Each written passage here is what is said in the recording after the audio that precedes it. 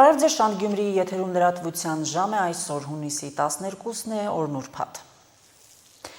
Վարչապետ Նիկոլ Փաշինյանը շնորհավորական ուղերձ է հղել Ռուսաստանի Դաշնության նախագահ Վլադիմիր Պուտինին Ռուսաստանի օրվա առթիվ։ Համոզված եմ, որ Հայաստանի Հանրապետության և Ռուսաստանի Դաշնության ժողովուրդների բազմակողմանի կապերը, ինչպես նաև միմյանց ինքնիշխանության և պետական շահերի հարգման վրա հիմնված բաց ու կառուցողական երկխոսության երկկողմ պատրաստակամությունը այսուհետ ևս կնպաստեն փոխգործակցության ամրապնդմանը և մեր երկրների միջև համագործակցության հնարավորությունների ողջ շրջանակի օգտագործմանը, ասվում է ուղերձում։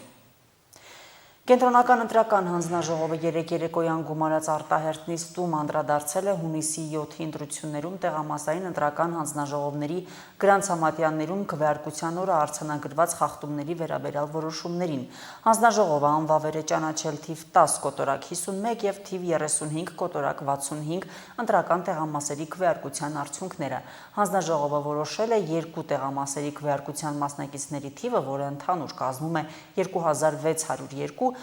ընտրող արձանագրել որպես անճշտությունների գումարային չափ։ Թիվ 10 կոտորակ 51 և թիվ 35 կոտորակ 65 ընտրական տեղամասերի նյութերը ուղարկվել են դատախազություն։ Բարգավաճ Հայաստան կուսակցության անդամները հրատապ ասուլիս էին հրավիրել այն բանից հետո, երբ Կենտրոնական ընտրական հանձնաժողովը ուշ երեկոյան կայացած նիստում անվավեր է ճանաչել 2 տեղամասերի քվեարկության արդյունքները։ ԲՀԿ-ում համաձայն չեն այս որոշման հետ և կարծում են, որ անվավեր են ճանաչվել հատկապես այն տեղամասերի արդյունքները, որտեղ Բարգավաճ Հայաստան կուսակցությունը ստացել է մեծ թվով քվեներ։ Հրավիրված ասուլիսին ներկայացվել են կուսակցության հետագա քայլերը։ Ընդհանրապես լռություն է, կարող եք բացել քննչական կոմիտեի կայքը և տեսնեք քանի հատ վարույթ է նախաձեռնվել այս դեպքի առթիվ 0, քանի հոգու գույքն են ուզում բռնագանձեն այս դեպքի առթիվ 0։ Այսինքն սա ևս մեկ անգամ ցույց է տալիս, ընդ որում չեմ պնդում, որ պետք է լիներ, ես պնդում եմ, որ մնացած դեպքերում էլ չպետք է լիներ, եթե դիտավորությունը, մեղավորությունը չի հաստատվել և այս կողմնակալ հրապարակայնությունն էլ պետք է չլինի։ Հետևաբար այս պահին դիտարկվում է, չի դիտարկվում, այսինքն աշխատում ենք հիմա բողոքների վրա այս որոշումների, ակնկալում ենք, որ պետք է լինի, եթե այս որոշումները կամ պետք է բեկանվեն, կամ պետք է լինի վերաքվեարկություն այս երկու տեղամասերում, կամ պետք է լինի ընդհանուր վերաքվեարկություն ամբողջ Հայաստանի Հանրապետության տարածքում։ Զուգահեռ հիմա դիտարկում ենք արդյոք համանման մոտեցում է ցուցաբերվել մնացած բոլոր տեղամասերում, որտեղ եղել են ահազանգեր, օրինակ նույն զինվորականների բավականին երկար քվեարկության հետ կապված, արդյոք համանման մոտեցում է ցուցաբերվել մնացած բոլոր տեղամասերում առկա այլ խախտումների հետ կապված, տարբերությունների հետ կապված, եւ դրա հետ կապված զուգահեռ արդեն աշխատանքներ են տարվում, կախված կլինի իհարկե Կենտրոնական ընտրական հանձնաժողովի եզրափակիչ որոշումից, բայց նաեւ Սահմանադրական դատարան դիմելու հետ կապված։ Այսինքն ակնհայտ է, որ ընտրությունները կեղծվել են։ Ուժեղ Հայաստան դաշինքը խորհրդարանական ընտրությունների արդյունքները չեղարկելու մասին դիմում է ներկայացրել Կենտրոնական ընտրական հանձնաժողով։ Նշված դիմումի շրջանակներում ներկայացրել են ըստ իրենց այն մասշտաբային ընտրախախտումները, որոնք տեղի են ունեցել նախքան քվեարկության օրը, ինչպես նաև քվեարկության օրը ևս։ Դաշինքը նաև վերաքվեարկության պահանջ է ներկայացրել, որի մասով հանձնաժողովը պետք է առանձին որոշում կայացնի։ Կենտրոնական ընտրական հանձնաժողովը Ուժեղ Հայաստանի դիմումը քննարկելու է այս կիրակի ընտրությունների վերջնական արդյունքները հրապարակելու օրը։ Կարևոր հանգամանք բացահայտեմ ձեզ, որ այս ժամանակահատվածում հատուկ առանձին անդրադարձ չենք կատարում։ Մեր կողմից ներկայացվել էր մի քանի դիմումներ Կենտրոնական ընտրական հանձնաժողովին, թե ատելության խոսքի վերաբերյալ, թե վարչական ռեսուրսի չարաշահման վերաբերյալ։ Մենք դրանց հետ կապված ստացել էինք Կենտրոնական ընտրական հանձնաժողովի մի կողմից անգործությունը, մի կողմից մերժումը։ Դրանք բոլորը բողոքարկվել էին վարչական դատարան եւ մենք ունենք նաեւ վարչական դատարանի վճիռներ, որոնցով այս խնդիրները արձանագրված են։ Այսինքն սա ոչ միայն մեր կողմից գնահատողական դատողություններն են, այլ սա նաեւ դատական ակտերով հստակ արձանագրված հանգամանքներ են։ Վերաքվեարկության անհրաժեշտության վերաբերյալ Կենտրոնական ընտրական հանձնաժողովը ընտրության արդյունքները անվավեր ճանաչելու դիմումը քննարկելու ընթացքում պարտավոր է նաև անդրադարձ կատարի վերաքվեարկության հանգամանքին, որը նաև մենք ներկայացրել ենք մեր կողմից մուտքագրված այլևս դիմումի շրջանակներում։ Վերաքվեարկության հիմքերը շատ հստակ են։ Եթե անվավեր ճանաչված այդ ընտրական տեղամասերի արդյունքները ազդեցություն են գործում ընտրության արդյունքների վրա, ապա պարտադիր է այդտեղ վերաքվեարկության հանգամանքը։ Այս ամենից հետո կենտրոնական ընտրական հանձնաժողովը հայտարարություն է տարածել տեղեկացնելով, որ հունիսի 14-ին ամփոփում է ազգային ժողովի հերթական ընտրությունների արդյունքները, որից հետո կորոշի կամ ազգային ժողովը ընտրվել է ու պետք է բաշխվեն մանդատները, կամ ազգային ժողովի падգամավորների մանդատների նախնական բաշխման մասին որոշում կկայացնի, կամ կորոշի առանձին ընտրական տեղամասերում վերաքվեարկություն նշանակել, կամ ընտրությունները անվավեր ճանաչելու եւ ընտրությունների վերաքվեարկություն նշանակելու մասին որոշում կկայացնի, կամ էլ ազգային ժողովի ընտրությունների վերաքվեարկությունն անվավեր ճանաչելու մասին որոշում կկայացնի։ Այդ դեպքում հանրապետության նախագահը նշանակում է ազգային ժողովի նոր հերթական ընտրություն։ Հիշեցնենք, որ այդ որոշումներից մեկն ու մեկը կենտրոնական ընտրական հանձնաժողովը կկայացնի միայն ընտրությունների վերջնական արդյունքները ամփոփելուց հետո։ Այդ իսկ պատճառով հանձնաժողովը հայտարարել է, որ այս պահին ստեղծված իրավիճակի վերաբերյալ հանձնաժողովի պաշտոնական ցանկացած մեկնաբանություն կարող է ընկալվել որպես կանխակալ կարծիք, ուստի հանձնաժողովը կոչ է անում սպասել հունիսի 14-ի քվեարկության արդյունքների վերջնական ամփոփմանը, հիշեցնելով նաև, որ նիստը հեռարձակվելու է ուղիղ եթերով։ Պետական դավաճանության եւ լրտեսության հոդվածներով նախաձեռնված քրեական վարույթի շրջանակներում Բարգավաճ Հայաստան կուսակցության падգամավորի թեկնածու Արեգնազ Մանուկյանի տանը կատարվել են քննչական գործողություններ։ Այս մասին հայտնում են քննչական կոմիտեից։ Միջազգային լրահոս Իրանը հրապարակել է ԱՄՆ-ի հետ կարգավորման 14 կետից բաղկացած հուշագիրը։ Այն ներառում է Հորմուզի նեղուցի բացումը, նավթի վաճառքի հետ կապված պատժամիջոցների վերացումը, բոլոր ճակատներում մարտերի անհապաղ դադարեցում, այդ թվում Լիբանանում ծովային շրջափակման վերացում եւ Միացյալ Նահանգների ուժերի դուրսբերում Իրանի սահմանակից տարածքներից, Իրանի վերակառուցման համար $300 միլիարդ ծրագրի ներկայացում, իրանական նավթի վաճառքի նկատմամբ պատժամիջոցների դադարեցում։ Ըստ փաստաթղթերի Իրանը եւ Միացյալ Նահանգները 60 օրվա ընթացքում կանցկացնեն միջուկային հարցի շուրջ բանակցություններ, որոնց արդյունքներով կստորագրվի համաձայնագիրը։ Մինչ այս ԱՄՆ նախագահը հայտարարել էր, որ փաստաթուղթը կարող է ստորագրվել այս շաբաթվա վերջին։ Իրանը հայտարարում է, որ համաձայնագրի կետերի մեծ մասը համաձայնեցրել են, բայց աշխատանքները դեռ շարունակվում են։ Վերջին օրերի ընթացքում Իրանն ու Միացյալ Նահանգները հարվածներ են փոխանակել։ Այսօր էլ ամերիկյան Fox News-ը հղում աներով Միացյալ Նահանգների պաշտպանության նախարարության պաշտոնյայի ասել է, որ ամերիկյան զինուժը Հորմուզի նեղուցի տարածքում 2 անօդաչու է խոցել։ Իրանական լրատվամիջոցներն էլ հայտնել են Հորմուզգան նահանգում պայթյունների մասին։ Երեկ Միացյալ Նահանգների նախագահը հայտարարեց, որ պատրաստ է գիշերը ուժեղ հարված հասցնել Իրանին եւ Խարկ կղզին գրավել։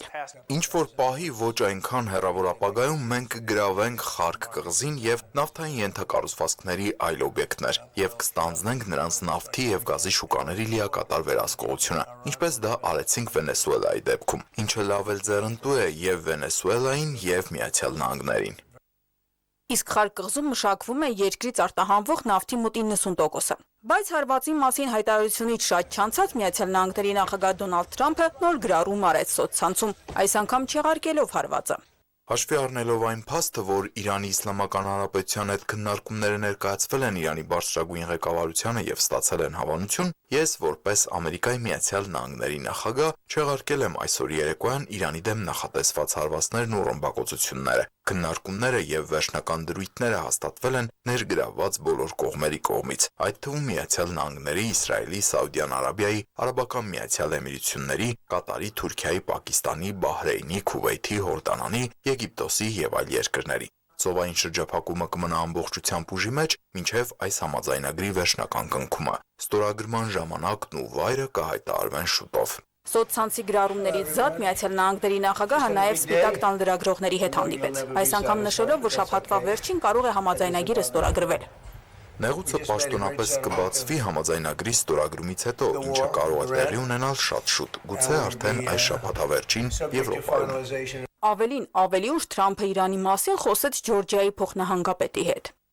Չգիտեմ, լսել եք թե ոչ, բայց մենք այսօր ավարտեցինք Իրանի հետ պատերազմ, եւ նրանք համաձայնել են երբեք միջուկային զենք չունենալ, ինչը մենք ենք պնդում։ Սա էր ամբողջ նպատակը, սա էր հաջողության 95%-ը։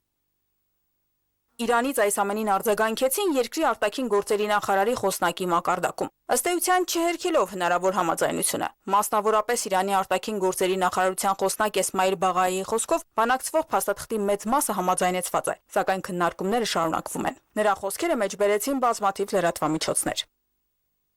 Իրանը դեռևս վերջնական որոշում չի կայացրել Միացյալ Նահանգների հետ հնարավոր համաձայնագրի վերաբերյալ եւ բանակցություններում չի պատրաստվում զիջել իր կարմիր գծերը։ Համաձայնագրի ստորագրման ժամկետի եւ վայրի վերաբերյալ տեղեկությունները դեռևս ենթադրությունների մակարդակում են եւ որևէ բան վերջնականապես համաձայնեցված չէ։ Սպիտակ տան լուրերին մշտապես լավատեղյակ Axios պարբերականի թղթակից Բարակ Ռավիդը հաղում աներով իր աղբյուրին խոսել է համաձայնագրի եւ հնարավոր ստորագրման վայրի մասին։ Միջնորդ երկրներից մեկի դիվանագետը, որը ինձ հետ քննարկել է թարմացված նախագծի կետերը, ասաց, որ Միացյալ Նահանգները եւ Իրանը համաձայնության են եկել համաձայնագրի տեքստի շուրջ, բայց ընդունել է, որ դեռ հարկավոր է վերջնական հաստատում։ Ռավիդը նաև ասել է, որ Միացյալ Նահանգների ռազմաօդային ուժերի ինքնաթիռները նախորդ երեկոյան ուղևորվել են Եվրոպա այնտեղ սարքավորումներ հասցնելու համար, եթե փոխնախագահ Վենսը առաջիկա օրերին ժամանի Ժնև մասնակցելու ստորագրման արարողությանը։ Տիսնե Ալագուլյան, Հորիզոն։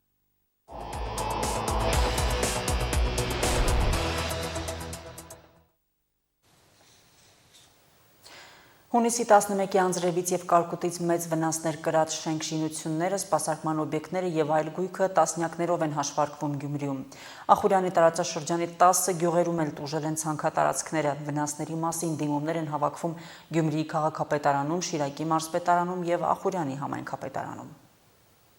Գյումրին կաթվածահար արարած կարկուտից ու հորդառատ անձրևից 1 օր է անցել եւ արդեն 60 դիմում է ստացել քաղաքապետարանը։ Իհարկե այս թիվն ավելանալու միտում ունի տուժած տների, տնակների ու սպասարկման տարածքների քանակը հաշվի առնելով։ Խնդրեմ, եթե իրական վնասներ կա, շատ հրատապ, այսօրվա մեջ, վաղվա մեջ ամենաուշը, հետո ուշ բերված դիմումները 1 ամիս հետո մեկը հիշեցրով երևի թե այդ կարկուտից էր վնասը, միանշանակ դիմումը չի ընդունվի ու համապատասխան տասը չի տվեցվի։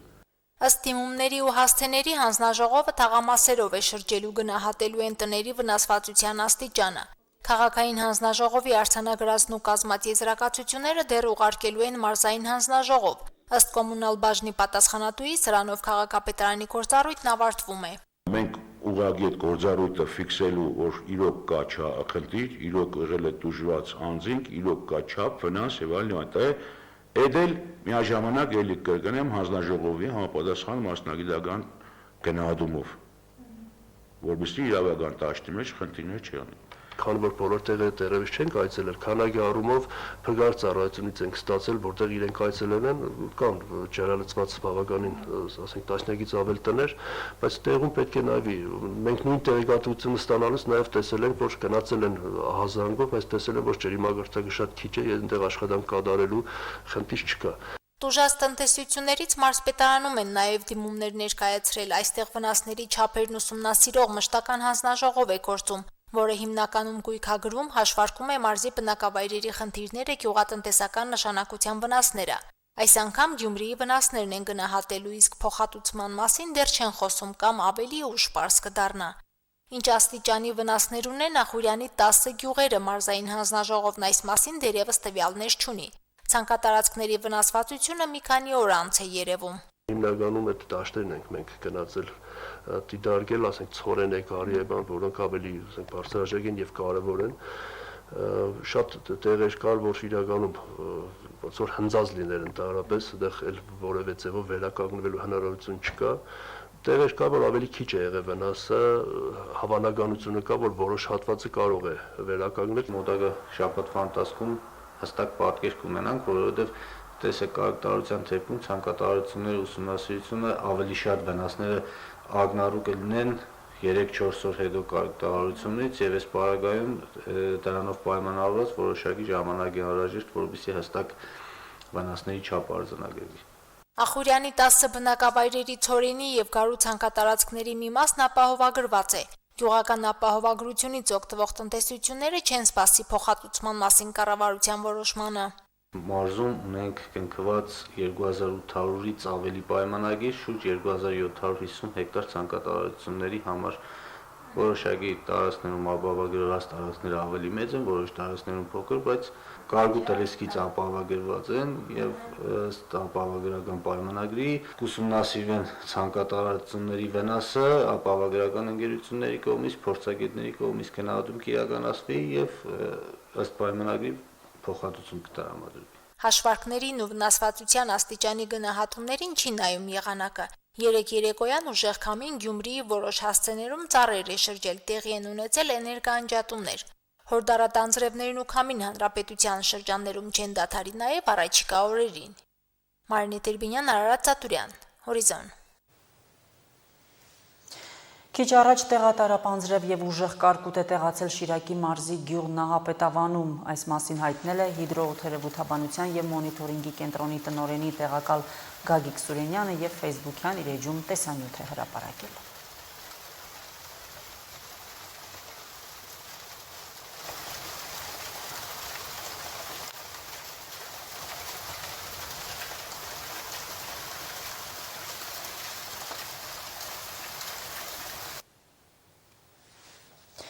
Մեկնարկել է միասնական քննությունների երկրորդ փուլը։ Այսօր դիմորդները քննություն են հանձնել կենսաբանություն եւ աշխարհագրություն առարկաներից։ Հանրապետությունում այսօր 17 միասնական քննական կենտրոն է ձևավորվել։ Գյումրիի ընդամենը 1 կենտրոնում 2 առարկաներից միասին քննություն հանձնողների թիվը 128 է։ Մեծ մասը կենսաբանություն հանձնողներն են, իսկ աշխարհագրությունն ամենաքիչ հայտագրված առարկաների շարքում է։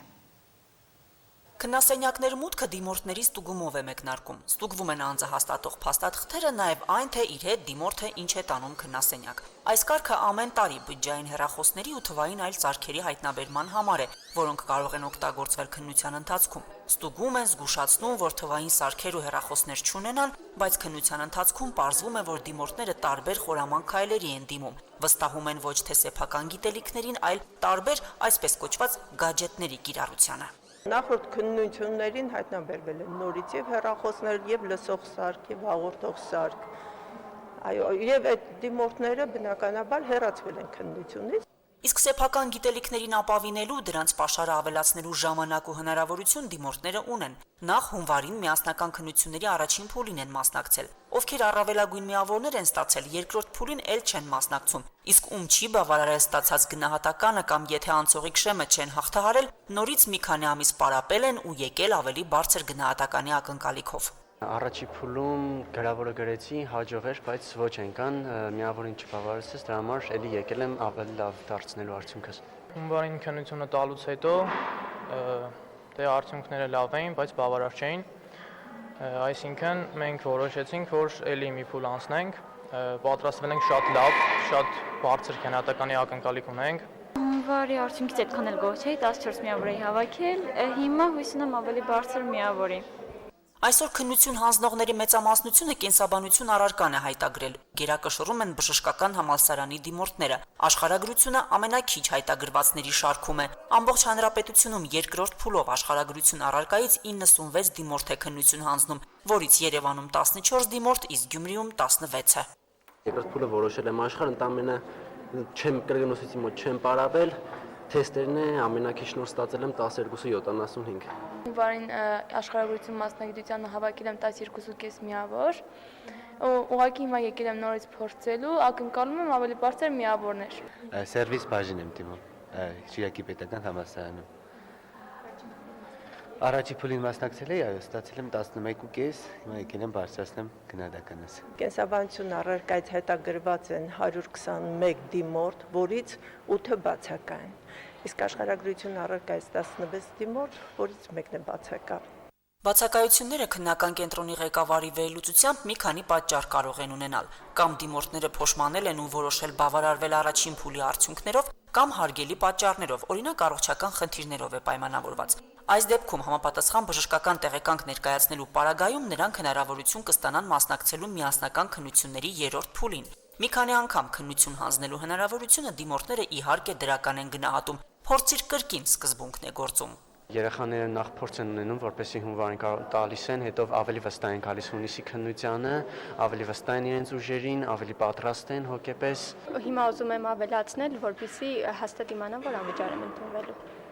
Ընդհանուր առմամբ միասնական քննությունների երկրորդ փուլին մասնակցում է 21131 դիմորդ։ Ամենաշատ հայտագրած առարկան ամփոփող է։ Անգլերենն է, որը հայտագրել է 5757 դիմորդ։ Այնուհետև մաթեմատիկան է 5467 դիմորդով։ Երրորդ տեղում հայոց լեզու եւ հայ գրականություն առարկան է, որը հայտագրել է 4232 դիմորդ։ Շանթ հեռուստաընկերություն Հորիզոն։ Այսքանը